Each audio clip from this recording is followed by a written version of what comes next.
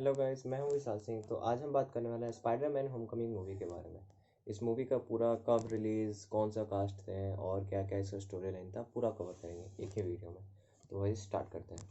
तो Spiderman Homecoming एक American super hero based movie है जो कि प्रभावित है मार्वल कॉमिक्स और स्पाइडरमैन कॉरपोरेशन से। तो बात करते हैं, इसमें कंपनी थी स्पाइडरमैन होमकमिंग पहले आई थी 2017 में। और इसकी मतलब पार्टनर कंपनी है Marvel, Columbia picture and Sony picture. और इस मूवी का कॉपीराइट्स है यूट्यूब पे कॉपीराइट्स है सबसे पहले सोनी के पास। सोनी, अगर आप यूट्यूब पे अपलोड करते हैं तो आपको सोनी द्वारा कॉपीराइट ब्लॉक या अगर स्ट्राइक पड़ती है तो स्ट्राइक। ठीक है। तो इस मूवी का प्रीमियम था 28 जून 2017 को। और यूनाइटेड स्टेट में रिलीज हुआ था 7 जुलाई 2017। और होमकमिंग वर्ल्ड वाइड क्रॉस किया था 880 मिलियन।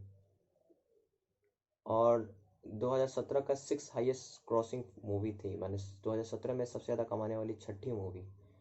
ठीक है। इसके बाद 2019 में आया था स्पाइडरमैन फार फ्रॉम होम। ये स्पाइडरमैन का सेकेंड पार्ट था। तो वो थर्ड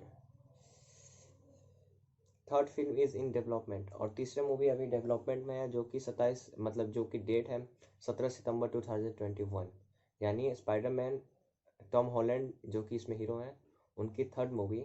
जहाँ तक मेरे को पता है स्पाइडरमैन इंटू स्पाइडरवर्स जैसे मूवी आई था ना, इसमें मल्टीवर्स तीनों स्पाइडरमैन को मिला के एक मूवी बन रही है जो कि 2021 में यानी इसी साल दिसंबर मंथ में आने वाली है। वो है 17 दिसंबर। ये डेट आगे पीछे भी हो सकता है कोरोना की वजह से। तो वही बात करते हैं।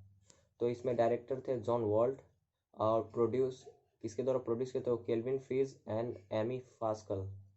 और स्क्रीन प्ले मतलब इसमें कौन कौन से थे, तो बात करते हैं जोनाथन गोल्डस्टीन, जॉन फ्लैश डिके, John Watt, Christopher Ford, Chris McKenna, इविक। और स्टोरी लिखा गया था जोनाथन गोल्डस्टीन और जॉन फैंसिस डिले। और बेस ऑन स्पाइडरमैन पे बेस थी और स्टैन ली द्वारा ये है। ठीक है, स्टैन ली जो कि हमारे बीच अब नहीं रहे हैं। और स्टार कास्ट है Tom Holland, Michael Keaton, John Favreau, Gwyneth Paltrow, Zendaya, Donald Glover, Jacob Jacob Batalon, Laura Harrier. और बहुत सारे स्टार कास्ट थे। और इसमें का सबसे मेन स्टार कास्ट था रॉबर्ट डाउनी जूनियर।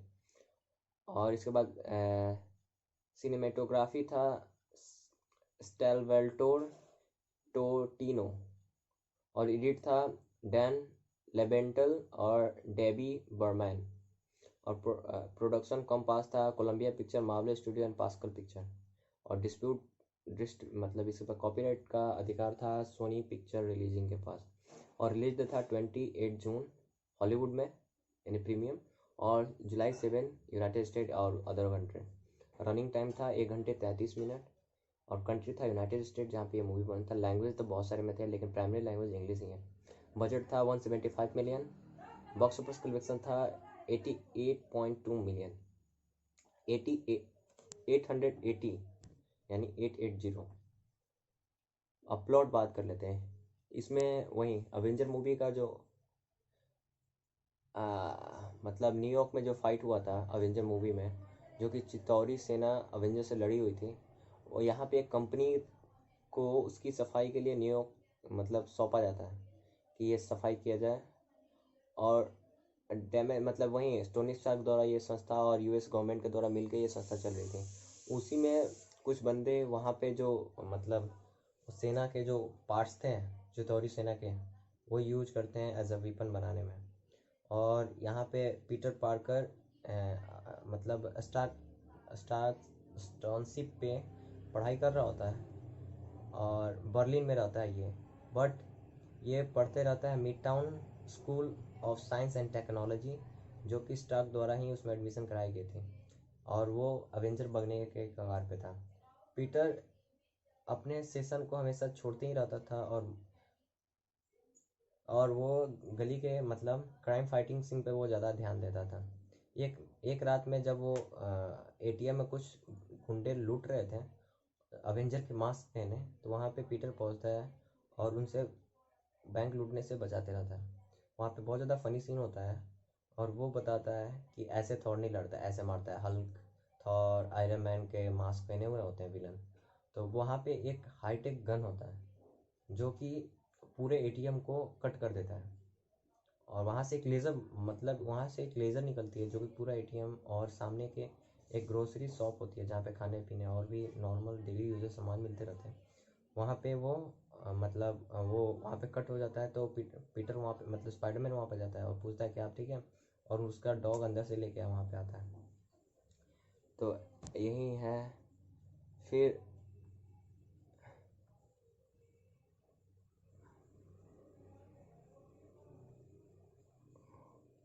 अब कुछ बात करते हैं पहले टॉम टॉम हॉलैंड, जो कि अब बात करते हैं पहले अवार्ड का, तब इसका स्टोरी लाइन हम एक्सप्लेन करेंगे।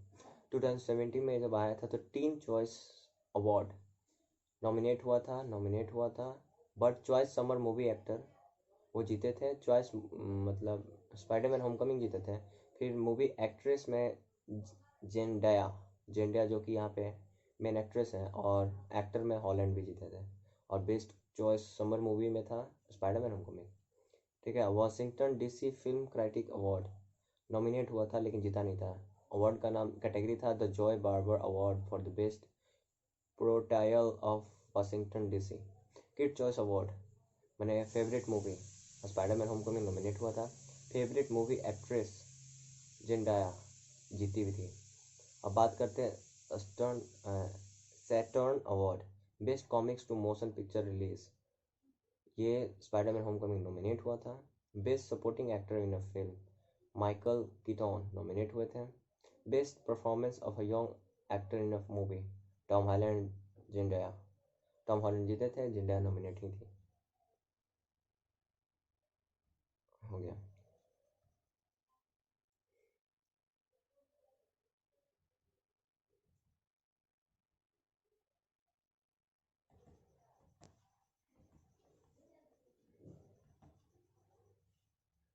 अब हम बात करते हैं विजुअल इफेक्ट के बारे में। Visual effect completely Sony picture और इमेज के द्वारा किया गया था। मेथड स्टूडियो था, कोलंबिया पिक्चर और डिजिटल डोमिनेंस था, जो कि एक जैसे वीएफएक्स और ग्रीन स्क्रीन के बारे में तो आप जानते ही होंगे, वो उसी के द्वारा किया गया था। तो इसमें टेक्सटर कंट्रीब्यूट किया था 300 shot for a film, including opening और ग्रैंड सेंट्रल टर्मिनल का जो सीन था वो ट्रैक्सटर ट्रैक्सटर द्वारा किया गया था, जो कि इवेंट भी है सिविल वॉर के बारे में भी था। सिविल वॉर में भी उसने किया था। पोस्ट प्रोडक्शन 2016 में जब फिर कंफर्म किया गया था कि कीटॉन प्ले करेंगे वल्चर का सीन, और हरमन स्कॉल्च जो कि सॉकर का रोल इसमें निभा रहे हैं, उनको बहुत पहले से ही रीशूटिंग किया गया था बहुत सारे सीन इसमें, जो कि मतलब बाद में उसको चेंज किया गया था जब वो लीक हुआ था कुछ मूवी। प्रिंसिपल फोटोग्राफी बिगेन कब हुआ था? 26 जून 2016। तो अराउंड अराउंड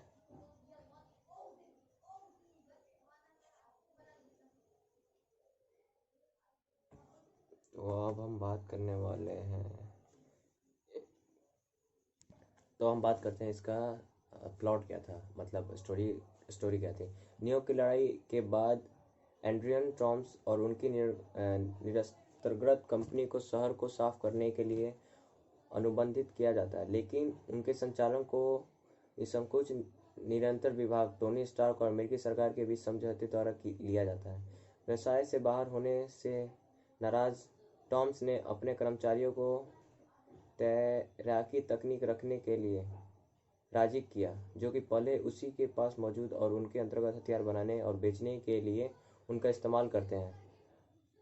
8 साल बाद बर्लिन में आंतरिक विवाद में मदद करने के लिए स्टार्क द्वारा पीटर पार्कर को एवेंजर्स में शामिल किया गया, लेकिन mid town school of science and technology में अपनी पढ़ाई शुरू करने की जब स्टार्क ने उन्हें बताया कि वो अभी बनने के लिए तैयार नहीं है, बदला पूर्णतः बदला लेने वाला।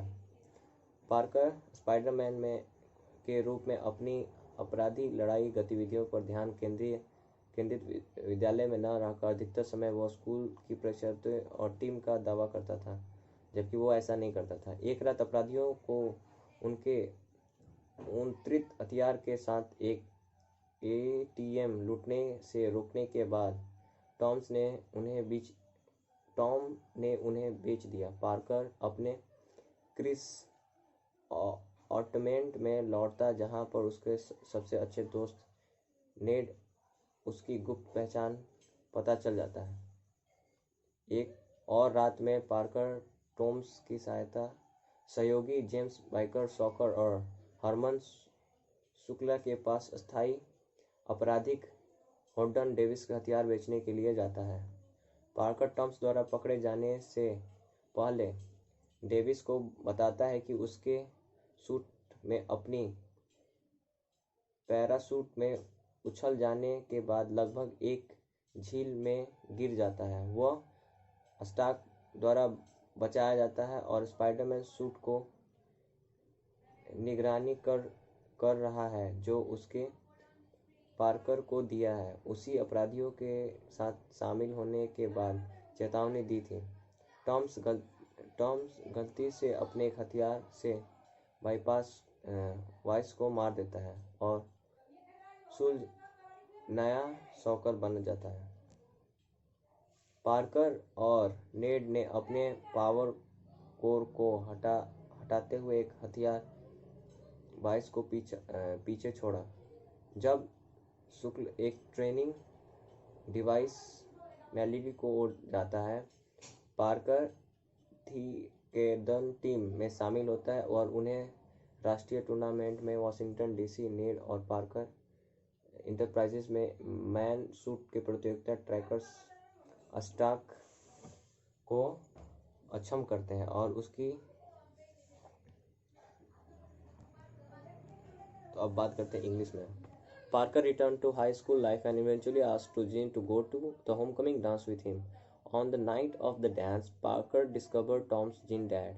Deducing Parker's secret identity with Lou's account about him, Tom threatened relations if he continued to interface with his plan during the dance. Parker realized Tom's planning to hijack DODC plane transformation weapon from Avenger Tower to the team new headquarters.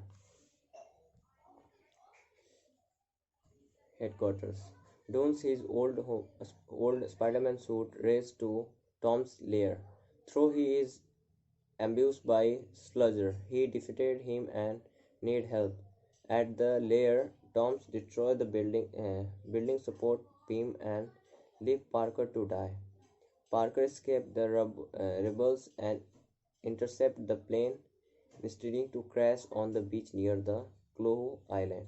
And he and Tom continue fighting, ending in Parker saving Tom's life after the damage of Vulture's suit exploding and leaving him for the police along with cargo plane. After her father arrested, Liz moves away. Parker declined an invitation from Stark to join Avengers full time, and Stark proposed the Paper Potts. He also returned the Spider-Man suit to Peter, who puts it on his bedroom just as his Auntie May walk in. In mid-credit scene, an incredited Gargan approached Tom's prison, saying he heard that let us know Spider-Man real identity, which Tom denies. वो बताता है कि Spiderman का मतलब identification मतलब सबको पता चल जाएगा, बट वो वहाँ पे तो डिक्लाइन कर देता है। बट ऐसा नहीं होता, Spiderman far from home post credit scene में आपको पता चल जाएगा कि क्या हुआ। अब बात करते हैं टेलीविज़न के बारे में, इस मतलब और मीडिया पे कैसे आया था। Stark tower appears in Avenger mightiest hero. ये एक शायद मेरे हिसाब से ये मतलब कार्टून था जो मैंने देखा हुआ है। Throw its scene in the few episode since the team is based on the Avenger mentioned in the series, and it is probably featured in the episode along against AIM and AIM scientist. तो ये याद है मेरे को, ये Avenger towers का बहुत ज़्यादा सीन दिखाया गया है।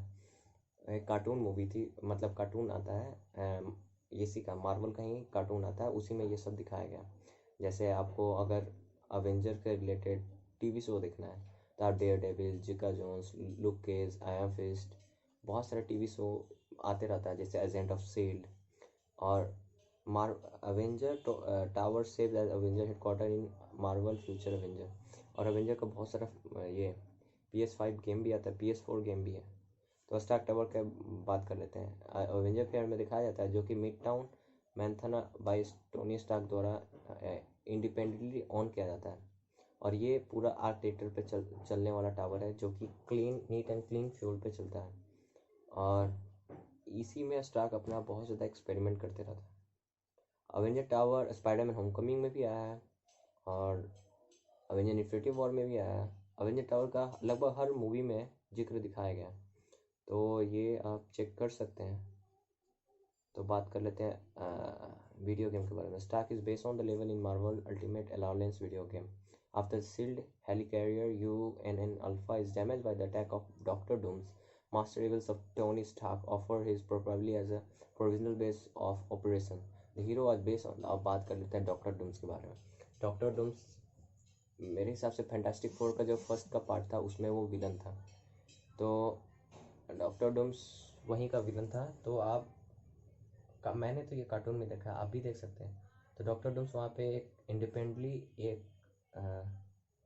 एक मतलब राज्य का राजा होता है वहाँ पे। और वो अपने प्रजा के लिए बहुत ज़्यादा केयर होता है, बट वो अपने प्रजा के अलावा किसी पे रहम नहीं करता, वो सबको मार देता था जो उसके जाता था। वहाँ तक कि उससे शील्ड भी डरता था, क्योंकि उसके पास कोई सबूत नहीं था डॉक्टर डूम्स के बारे में। और वो वहाँ का किंग था, तो वो ऐसे भी कुछ करके उसे अरेस्ट नहीं कर सकता था। तो ये डॉक्टर डूम्स का था। ऐसे डॉक्टर डूम्स को देख सकते हैं आप। द हीरो आज based on the mission on valley of spirit which after related doctor strange. Doctor strange के बारे में तो आप जानते हैं, इसके लिए एक सोलो मूवी डॉक्टर स्ट्रेंज के ऊपर बेस्ड थी। फिर निक फ्यूरी को भी आप जानते हैं, ये लगभग बहुत सारे मूवी में अपीयर हुए हैं।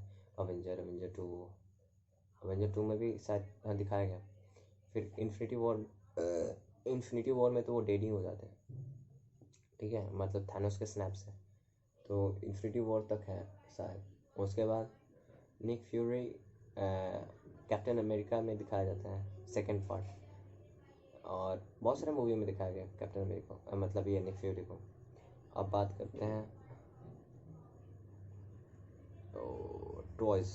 और सबसे बड़ा बात, मार्वल अपना मतलब बहुत ज़्यादा पैसा कमाता है। टॉय बेचता है, गेम बेचता है, कार्टून, टीवी शो, मूवी तो निकालते हैं। एक साल में शायद 3 या 4 मूवी उसका आता है। मतलब वो फेज के साथ निकालता है, 2 साल या 3 साल का फेज 4, मतलब 3 या 4 साल का उसका एक फेज होता है, जिसमें वो 6 से 7 मूवी, मान के चलो 4 से 5 मूवी निकालता है। और 3 से 4 टीवी शो और 1 से 2 कार्टून, ये इसका रूल होता है। ये इसी का नहीं है, डीसी का भी है। डीसी भी टीवी शो निकालता है, लेकिन उसका ज़्यादा फेमस नहीं होता। जैसे अभी नहीं हुआ आया था स्टारगन सीज़न 2, जबकि हिंदी में डब डीसी ऐसे भी नहीं करता, सिर्फ फ्लैश किया था सीज़न 1। उसके बाद फ्लैश के बाद भी बहुत ज़्यादा, जैसे हम लोग में अवेंजर था, उसी में भी कुछ बहुत ज़्यादा अच्छा था अवेंजर की तरह। मतलब उसमें सुपर गर्ल, सुपरमैन, बहुत ज़्यादा कैप्टन अमेरिका की तरह, हॉकाई की तरह, वहाँ पे ग्रीन एरो उसका नाम होता है, बहुत ज़्यादा सुपर हीरो कंबाइन करके वो टीम बनाया होता है। तो वहाँ पे भी डीसी बहुत ज़्यादा कार्टून, अभी 2020 में ही उसका 2 कार्टून आया था, जिसमें सुपरमैन और जैसे ये था ना, अरे अभी आया था ना जस्टिस लीग का जो फ्लॉप हुआ था पार्ट्स, उसी के रिलेटेड में था। एक और मूवी आने वाला है जिसका सिंडर कट आया था अभी टेलर, वैसे ही टाइप का उसमें कार्टून निकला था, जो कि इंग्लिश में ही था। और वहाँ पे इंट्रोड्यूस होता है एक एक विलन, जो कि उसी की लड़की उसे कैद करके रखी हुई होती है। तो आप वो भी चेक कर सकते हैं। डीसी का अभी सर्च मारिएगा 2020 में टीवी मतलब वो कार्टून कौन सा था, वो लगभग एक मूवी की तरह 1 घंटे 12 मिनट या 13 मिनट का था। सॉरी, 112 मिनट का था, यानी नहीं, 1 घंटे 30 मिनट मैक्सिमम यही होगा। तो आप वहाँ पे भी देख सकते हैं। और सीक्रेट वॉर एक कार्टून था, इसमें भी था। वर्ल्ड वॉर हल्क, ये भी इवेंट था जो कि स्टार्क टावर में मतलब जो हल्क नहीं वो हुआ था गुस्सा, तो उसी से मैं ये स्टार्क टावर दिखाया गया था। तो स्टार्क टावर ही फेमस हुआ था टोनी स्टार्क नाम से। तो thanks guys for watching, bye bye. ऐसे ही वीडियो को पसंद करते हो तो लाइक शेयर एंड सब्सक्राइब अवश्य करें।